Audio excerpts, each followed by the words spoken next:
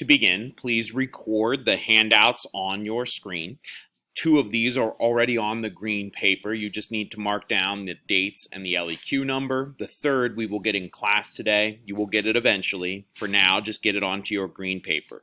Then think about these three questions at the bottom of the screen. Pause the video, do all those jobs now. A hockey stick graph is the type of document that we've been seeing when we've looked at the growth of urbanization. This is a chart in which there's a long period of very little change, and so it's almost flat. We talked about how for much of human history, over 10,000 years, 1% or fewer of the population lived in cities. Then suddenly there is a sharp uptick, so a sharp increase that begins to go vertical, and that's why we call this a hockey stick graph. It happens when things take a long time to get started and then experience rapid change, like urbanization. Remember that today there are more people who are urban. The world as a whole has just recently crossed the 50% mark. In the Western world, especially places like England and France and Europe and the United States, we're well above that. Closer to 75% of people live in cities, with about a quarter who live in rural areas. And this process really begins with the Crusades, which is why we're considering it now. Let's think big picture as we continue into this unit. I'm going to give you a set of questions. Pause the video now and think about how you would answer each of these. The Middle Ages began in about 500 CE with the fall of Rome. This created an absence of central stability that led to a whole series of systems that then remained in place for 1,000 years. We talked about how the manor system provided stability and strength to the nobles at the cost of the peasants, and that's the economic system because it's what organized work and goods and the limited types of value at the time. The political system then was the feudal system, and this is what the nobles, like the lords and vassals and knights, used to organize government and laws and other type of power. At the end of the Middle Ages came the Renaissance, the Age of Exploration, the Reformation, the Scientific Revolution, and more. I would not say the Crusades yet. The Crusades are more in the middle of the Middle Ages, and they begin the process of change that then will eventually lead to those other events in about 1500 CE. Yesterday, we took time to complete this graphic organizer. If you are worried about your notes, you may pause the video now to record the notes onto your sheet. This is handout number 2. These ones I had on the board, so you should be safe with those, but pause if you need them. These you worked with your textbook on your own and then with your partners to gather some of the key ideas. If you are anxious if you got good notes or not, pause the video now to take these down. One of the ideas we mentioned yesterday is this transition from bartering to currency. And I wanted to take a moment to explain just why that's so significant. Bartering is this system of direct trade. And we call it direct trade because we mean that you are trading one object for another. But there are problems with that system. And you can see this cartoon is trying to express one of those problems. The first is that it can be very difficult to find a trading partner because you need to have what that person wants and they need to have what you want. And so it has to be a perfect match, and that is rare. And so it can be hard to find somebody willing to trade. A second problem is that you might not always have the correct value. It might be difficult to line up exactly how much flour a goat would be worth, and it's not like you can just chop your goat in half if you only want a half goat's worth of flour.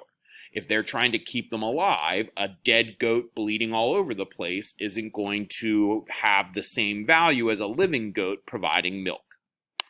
So, humans eventually transition to a currency system, which is a system that uses either objects or some kind of representational money to provide this sense of value. And it starts with things as simple as like seashells that were rare in a certain area. Eventually, areas began to use precious metals like gold and silver, where the value of the actual metal became the currency.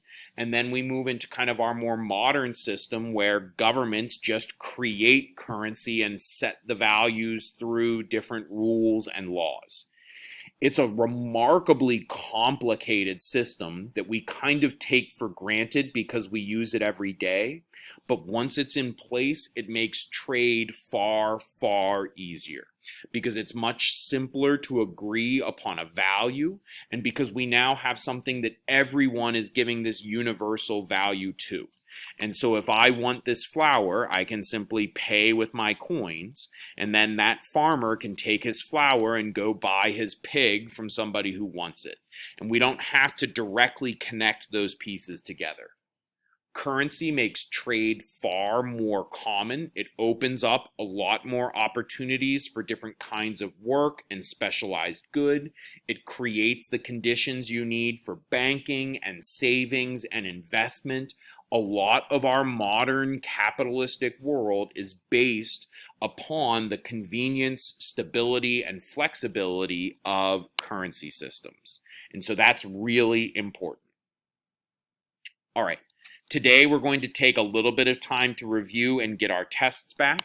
So we're starting by kind of reminding ourselves that we were using these maps and graphs to think about when and where urbanization was taking place, right? That's our first skill.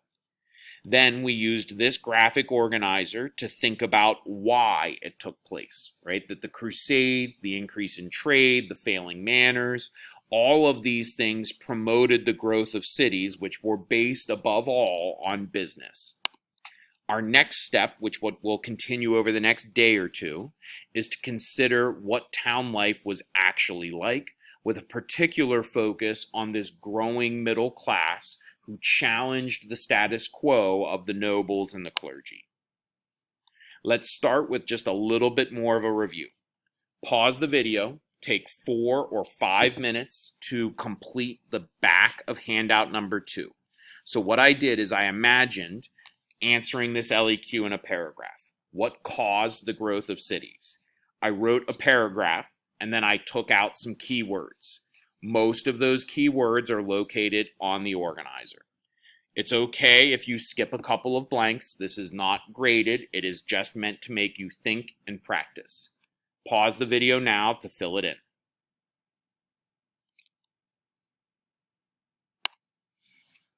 Here are the correct answers.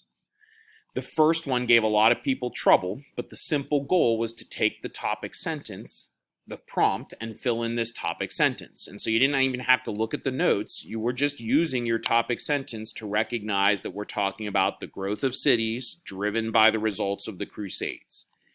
Part of what you might recognize is this is really similar to the answers that some of you wrote for your test, because this LEQ 5 from last unit that we had the essay on is very similar to LEQ 1 because we're seeing the link between these events. That is the Crusades that lead to the growth of cities in a few different ways. To begin with, there's more of this idea of travel, looking beyond the manor and moving into new locations. Second, they're creating this currency system. And part of why that's a result of the Crusades is because these nobles are traveling to Jerusalem and the Holy Land, and so they no longer have direct access to the goods from their manor. And that's how things worked before. You know, these nobles were provided everything they needed from their manors. If they had to, they would trade some of those goods for things from other manors. And that direct system is bartering. And so they might take like the crops that they are producing, and if they have extra crops, but they have no stone to build their castles, they would trade those crops directly for stone from one of their neighboring manors. Yet now, far away in Jerusalem, they need something that's more efficient. They need banks that can hold money and value for them and transfer it all the way from Europe to the east. You know, these nobles can't carry 100 cows with them over to Jerusalem and trade those. They need something that's way easier. The Crusades also introduced the Christians to new ideas and technology from the Muslims. Remember that the Quran encourages education, it encourages literacy, it encourages reason. So the Muslims are more advanced at this time in the types of medicine they're using. They've introduced algebra. All of these are beyond the Christians in Europe. And finally, the Crusades weakened the feudal system because many of these high-ranking nobles were killed, others spent huge amounts of money or left their land and manors unsupervised, and so they were weak, and as a result, they can't sort of stop these cities from developing as they might have earlier. And our big takeaway is that even though the Crusades did not necessarily give the Christians control of the Holy Land again, they do begin huge changes back in Europe, including the growth of cities.